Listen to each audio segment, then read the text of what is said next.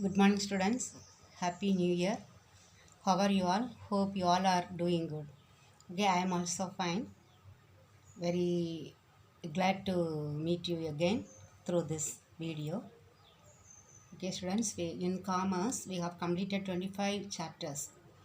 Again, three more chapters are there, and again, next after finishing these three chapters, we can start with the revision.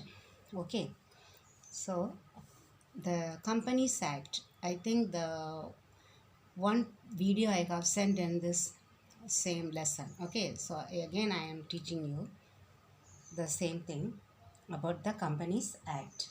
So first we need to know what is a company. The word company,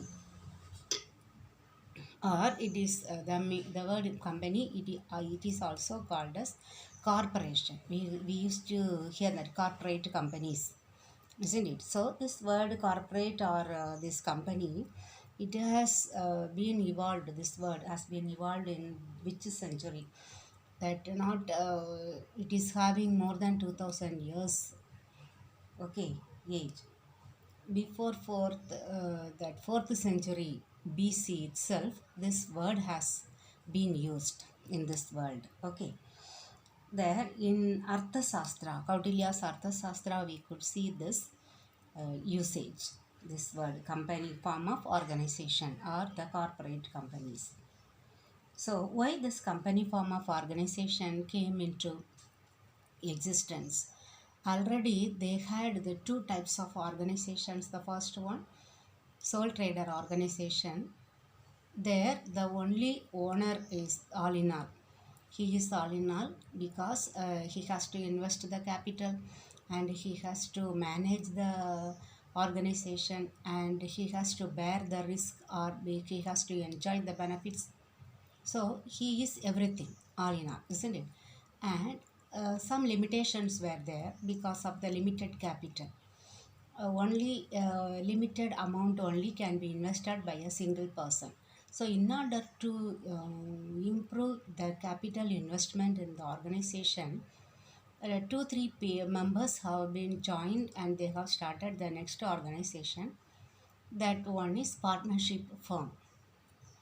There two or more members, the minimum and maximum numbers were there for banking companies and other companies, isn't it? So they join and they start one organization. So that organization, the capital may be a little more than the sole proprietorship organization. And they can have one more person or expert person to manage the business. And they share their profits among one ratio, either greed ratio or equally or capital ratio, whatever they wish. And they have to write a deed, partnership deed, or it is called the agreement between among the partners. So as per the agreement, they have to run the organization, the partnership firm. Okay, then still there was some the limitations because of the unlimited liability. In these two organizations, the liability is unlimited. If the business debts are more than the private, more than the business assets, then the partners are liable to pay that debts from from the assets of their own, because their own assets are also included for paying the debts of the firm. So that is called unlimited liability. Okay, the liability is not limited with the amount invested by the person in the organization,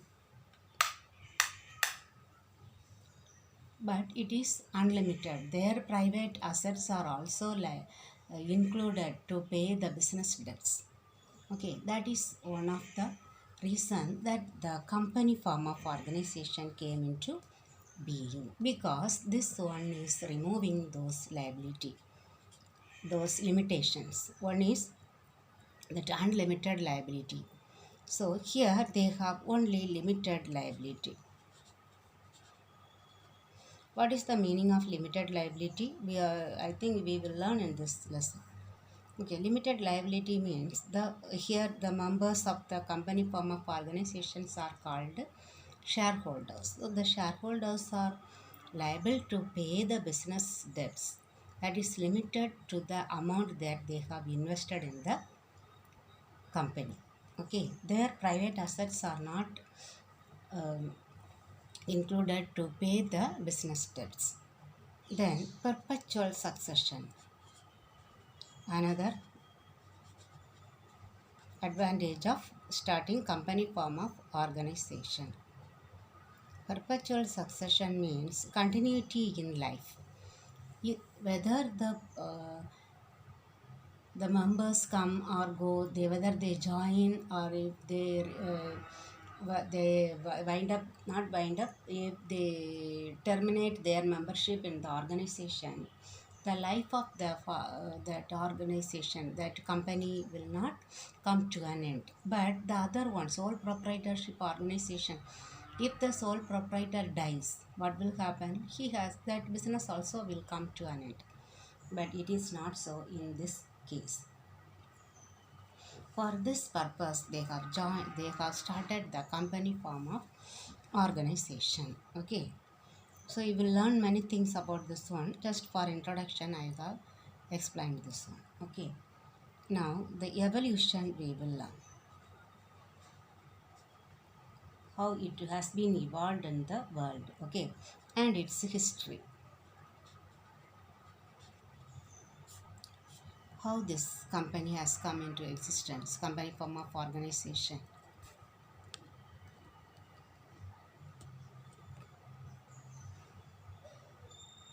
Here this in India we have heard in the that 1600. Okay, in 1600 in India the British has started one company that is called East India Company.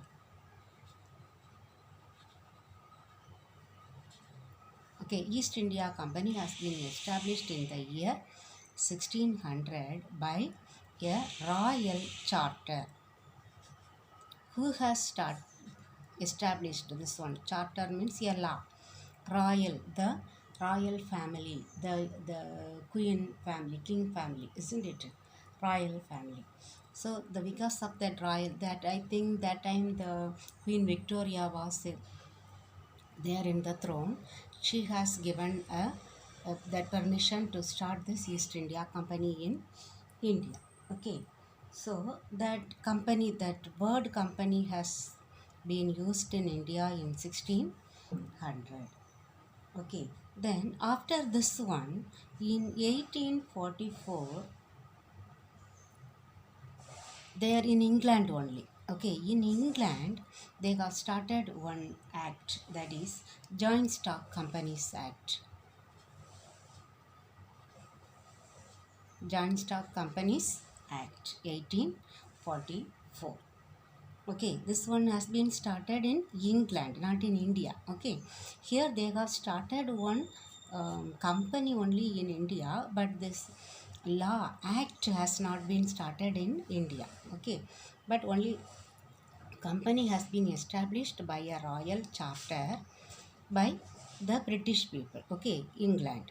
Again in England in 1844 only they are starting the act, Joint Stock Companies Act. Okay, for one word they may ask all these sentences. Okay, so that's why I am explaining you. Then after this one in 1850,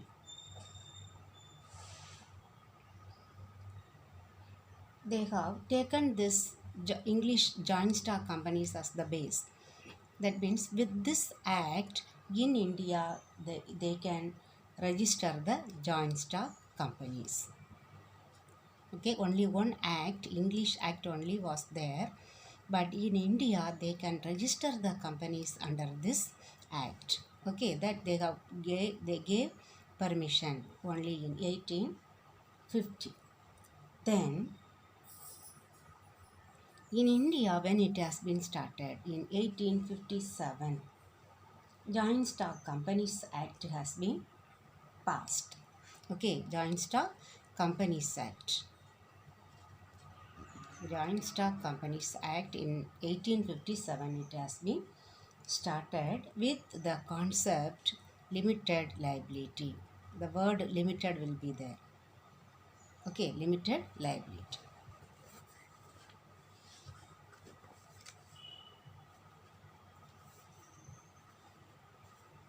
Then in the next century, in 1913,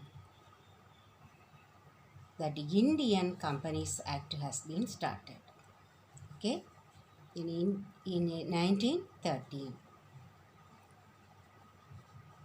Indian Companies Act has been passed. Okay, so here that means before independence they have started one act, they have passed an act, Indian Companies Act 1913. So this one before independence. Now after independence, that is the main act they have started in 1956. Okay, they have passed an act, that is Indian, that Companies Act, not Indian Companies Act, simply Companies Act. Okay, this Companies Act 1956 came into force. Which date? 1st April 1956. Okay, what are their main objectives? Okay, what are the main objectives of this Act 1956 Companies Act? Mainly, they have to maintain the trust and faith of the shareholders. Okay, they have to maintain the trust and faith of shareholders, because you should know who are the shareholders. Shareholders are the owners of the company, because they may be spread all over India, but the company may be established in one place. So the company owners must be protected, because they are the investors. They have invested their money in this company. Okay, so their investment may not be spoiled. Okay, it may not be misused. For that purpose, that is the main purpose of passing this Companies Act. Okay, especially they have to sustain or maintain the trust and faith of the shareholders, and their rights must be preserved or protected. Okay, to protect or preserve the rights of the shareholders. Okay, they have many rights, so those rights must be protected or preserved, or it will be violated by the directors or by the management. Okay, so that is the another main objective. Then all the activities must be controlled.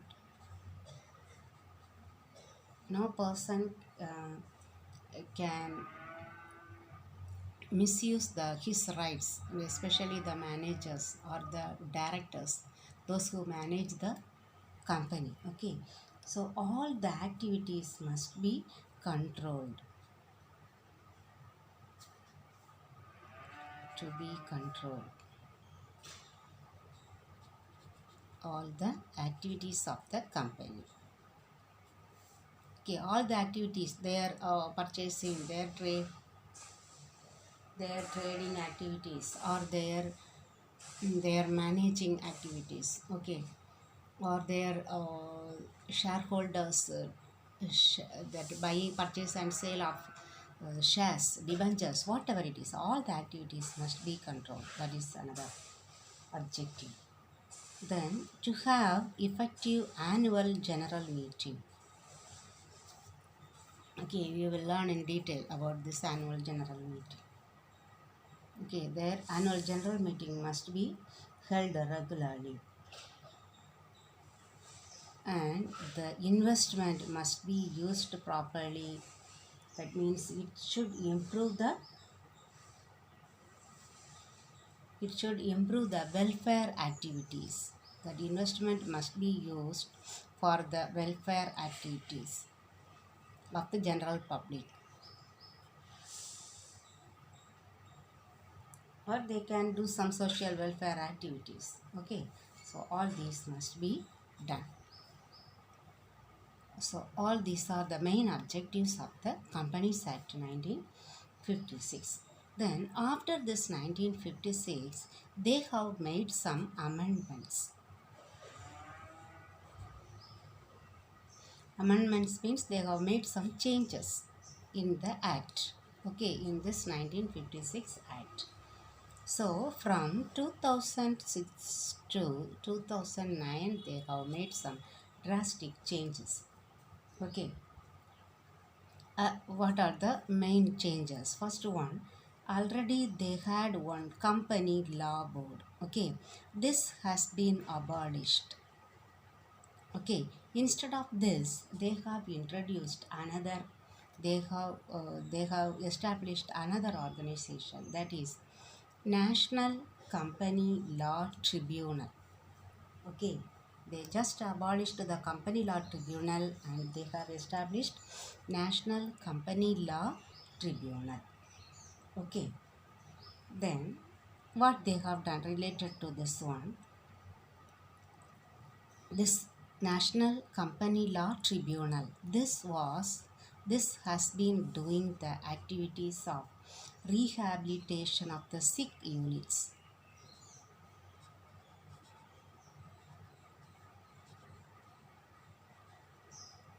Sick units means any units those who earn continuously loss without gaining anything, without earning profit. If they suffer loss, if they incur loss continuously for many years, they are called sick units. These sick units will be rehabilitated. That means they will do some like maintenance work that we do for the repair machine. So they may do some rehabilitation work. For that they may need to spend a lot of amount, isn't it? So this National Company Law Tribunal will be looking after the rehabilitation of sick units.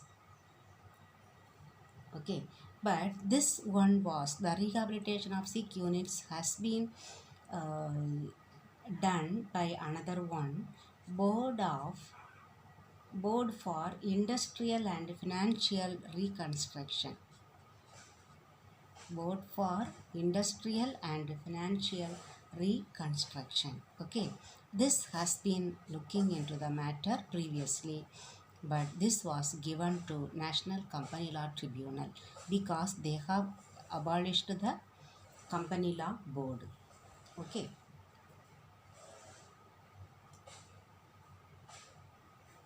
Then next they have introduced in after 100 years 2013 they have amended. Okay, and they have passed the same act. Okay, 2013 Companies Act 2013. Here they have made many amendments that we will see what are the changes that they have made in the Companies Act, what is not available in the Companies Act 1956.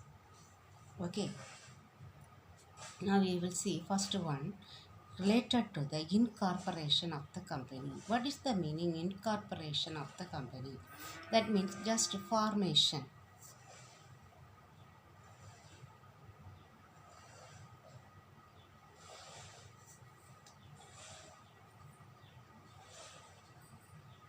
Formation of the company. Okay.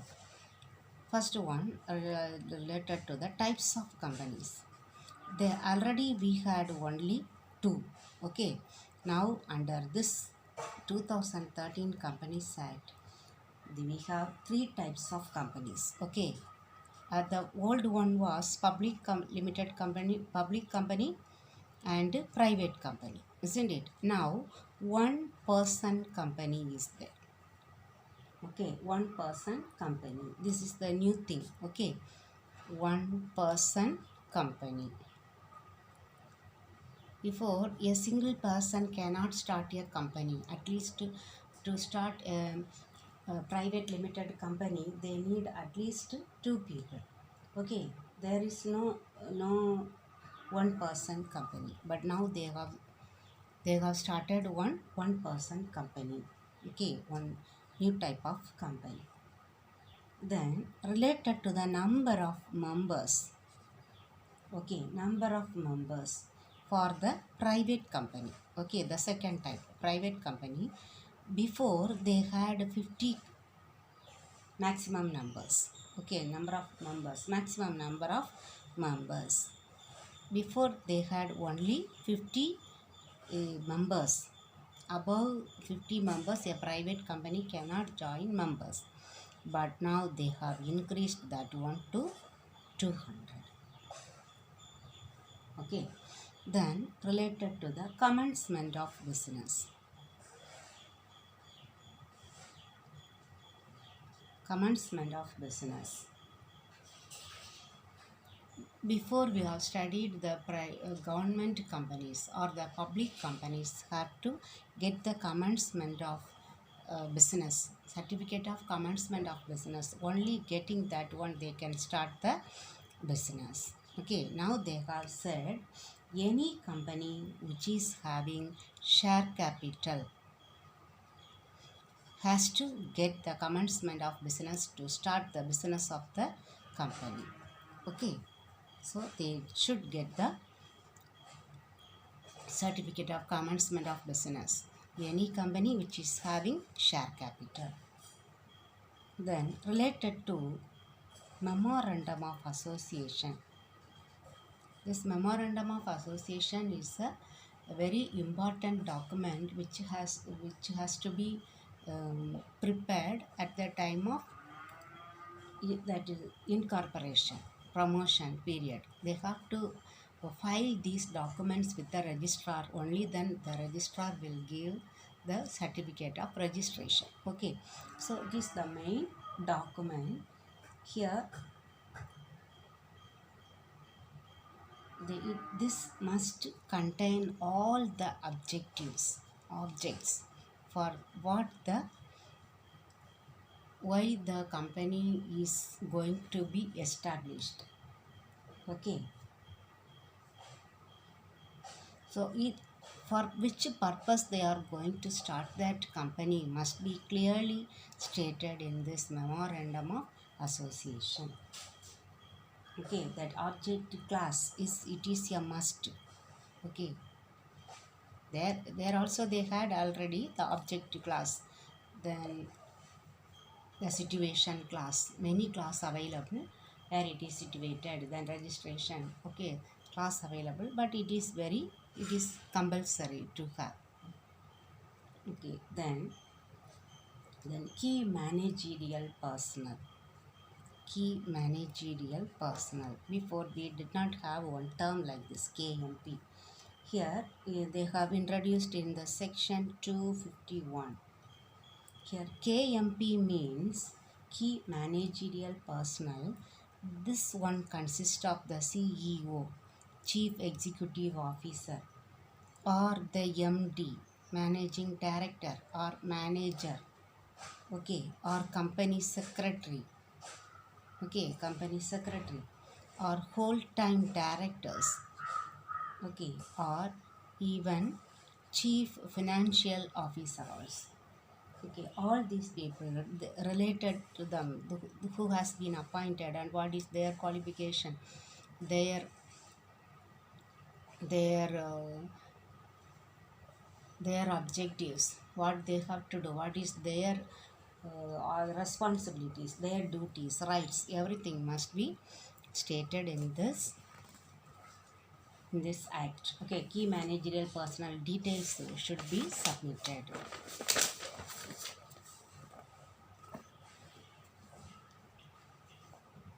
Then related to the appointment, how this key managerial personnel has to be appointed. Okay, so every company, all company which is having share capital, okay, they must appoint the key managerial personnel. This is explained in section 203. It was not before in the before law, the previous law. Okay, then regarding the issue of share capital. Okay, how the issue of share capital. Related to the issue of share capital, first one, They may not issue shares at discount. Previously, the shares can be issued at discount. Discount means less than the face value of the share. Okay, but here it is not allowed except for the sweat equity share. We will learn about this one. Okay, sweat equity share they can issue for discount. Any other share cannot be issued for discount. Okay, then before the preference share can be issued, equity share, preference share, this share must be redeemed within 20 years. Okay, but now this preference shares can be issued for more than 20 years with some condition, only for some organization. What are those organization? That for any infrastructure project. Okay, infrastructure project, but they have to give a certain percentage. Okay, they have to redeem a certain percentage of share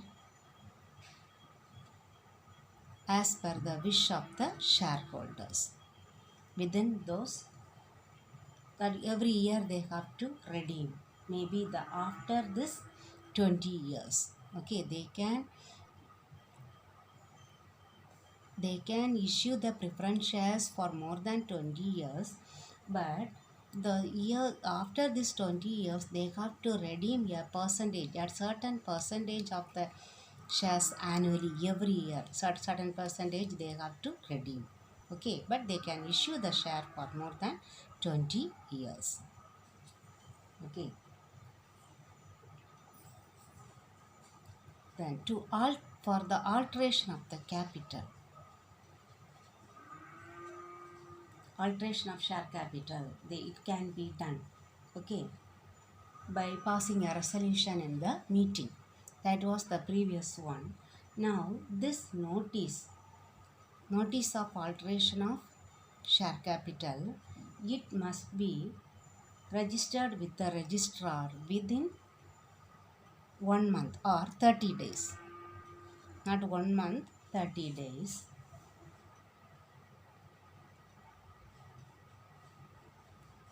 Okay, within 30 days they have to file this notice with the registrar of companies. Then related to the division of shares or consolidation of share. Okay, for any consolidation or division of share, they can do some changes, but as per the resolution passed in the meeting. Okay, ordinary resolution or special resolution, but this must be approved by the tribunal. Okay, law tribunal we have studied, no? So that company law tribunal has to, company law